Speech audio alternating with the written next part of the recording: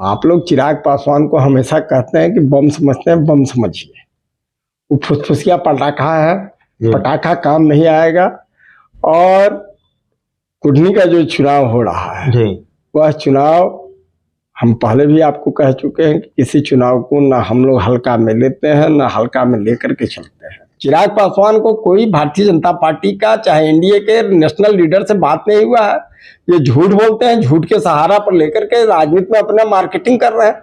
Marketing ठीक है, विज्ञापन के बल पर मार्केटिंग बहुत नहीं चलती है। माल का असलियत होना चाहिए।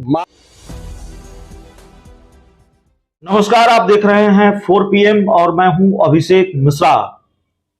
बिहार के मुख्यमंत्री नीतीश कुमार और उप मुख्यमंत्री तेजस्वी यादव कुढ़नी जा रहे हैं। चाचा भतीजे की ये जोड़ी कुढ़नी में कितना कमाल कर पाएगी।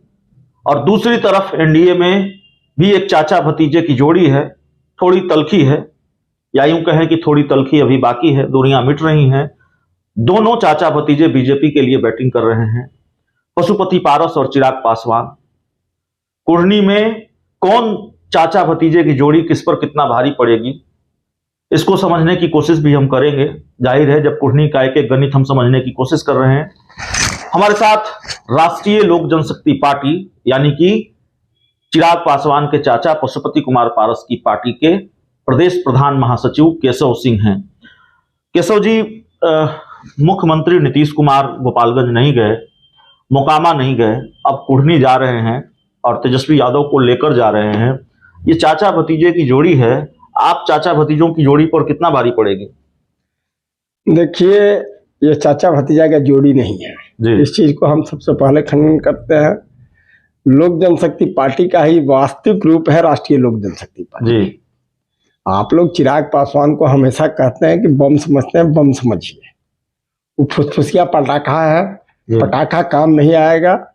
और कुढ़नी का जो चुनाव हो रहा है वह चुनाव हम पहले भी आपको कह चुके हैं कि किसी चुनाव को ना हम लोग हल्का में लेते हैं ना हल्का में लेकर के चलते हैं। हमारी पार्टी हमारे दल के 51 नेताओं का टीम बना दिया है। राष्ट्रीय अध्यक्ष भी हमारे जा रहे हैं, प्रदेश अध्यक्ष महोदय भी जाएंगे। और हम भारतीय जनता पार्टी है, हमारा एनडीए गठबंधन का प्रमुख दल चुनाव लड़ रहा है। वहाँ ईमानदारी से हम लोगों को जीत दिलाना काम है और हम लोग रणनीति बना चुके हैं। हम लोग अभी आपने देखा कि 4 रोज पहले हम और पार्टी के हमारे प्रदेश के महासचिव हैं विजय जी, दोनों आदमी जाकर के वहाँ सुरेश शर्मा से बैठ करके हम लोग रणनीति बना लिए हैं। कैसे प्रचार होगा, प्रसार होगा, कैसे कैंपेन करेंगे, कैसे हम जनता के बीच में जाएंगे, कहाँ पर कौन कौन सा वोट को हमको लेना है।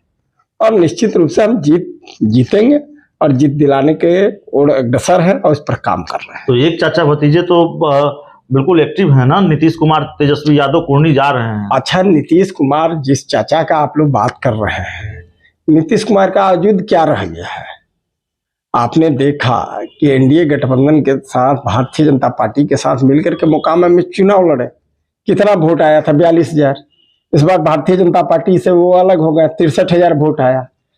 गोपालगंज का आप उठा लीजिए, गोपालगंज में पिछले बार साधु यादव को 43,000 वोट आया था, दूसरे नंबर पर थे। इस बार साधु यादव 8,000 पर जरूर आ गए। और ओवैसी जी की पार्टी 12,000 आई, लेकिन वो 23,000 वोट कहाँ गया ये पता कीजिए।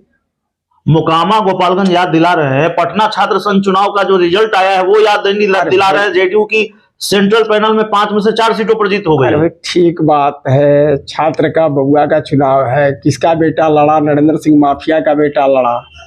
नरेंद्र सिंह बोरा खोल दिए थे, एक एक आदमी कैंडिडेट उनका 50-50 लाख रुपया। वह छात्र संघ का चुनाव नहीं हुआ, धनतंत्र का चुनाव था। और धनतंत्र का चुनाव से छात्रों में परिणाम धन का बहुत अधिक असर पड़ता है। वो धनतंत्र का चुनाव हुआ है। नीतीश कुमार जी को इतना शौक है, क्यों बार बार विधान परिषद जाते हैं? कुढ़नी का चुनाव हो रहा था, वो कहते हैं कि हमारा लॉ कुछ समीकरण इतना मजबूत है, तो कुढ़नी से स्वयं लड़ करके देख लेते, जनता उनको मजा चखा देती और उसके बाद उनको समझ में आ जाता। तो इसलिए देखिए, नीतीश कुमार बिहार में ना कोई फैक्टर रह गए हैं ना रहेंगे।